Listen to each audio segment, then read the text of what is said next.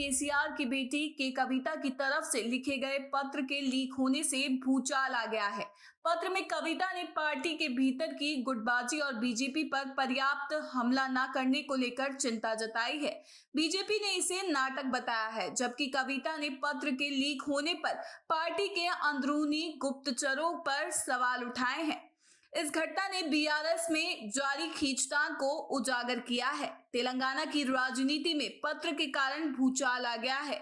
ये पत्र लिखा भले ही किसी के लिए गया हो, पर इसके वायरल होने के बाद तमाम तरह के सवाल खड़े हो रहे हैं। भारत राष्ट्र समिति पार्टी प्रमुख के चंद्रशेखर राव की बेटी के कविता ने अपने पत्र में पार्टी पर ही सवाल खड़े कर दिए हैं। दूसरी तरफ भारतीय जनता पार्टी ने इसे नाटक बताया है। इसके साथ ही के कविता ने पत्र के लीक होने पर उन्होंने पार्टी के अंदरूनी गुटबाजी पर चिंता व्यक्त की है। कविता ने पत्र में केसीआर पर आरोप लगाया है कि वे राक्षसों से घिरे हैं और बीजेपी पर पर्याप्त हमला नहीं करने के लिए आलोचना की है। उन्होंने कहा कि ये पत्र पार्टी नेताओं और जनता से मिले फीडबैक के आधार पर लिखा गया था।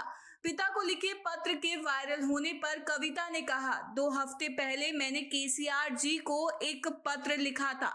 ये पूरी तरह पार्टी के भीतर का संवाद था, लेकिन ये बाहर कैसे आया, इसके बारे में हम सबको सोचना चाहिए।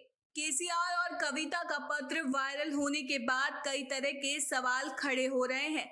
इसके साथ ही राजनीतिक गलियारों में कई तरह की चर्चाएं हो रही है। ऐसा कहा जा रहा है कि आने वाले समय में बीआरएस का विलय भारतीय जनता पार्टी में हो सकता है।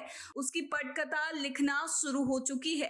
हालांकि इसको लेकर अब तक कोई ऑफिशियल बयान सामने नहीं आया है। ये सिर्फ कयास लगाए जा रहे हैं।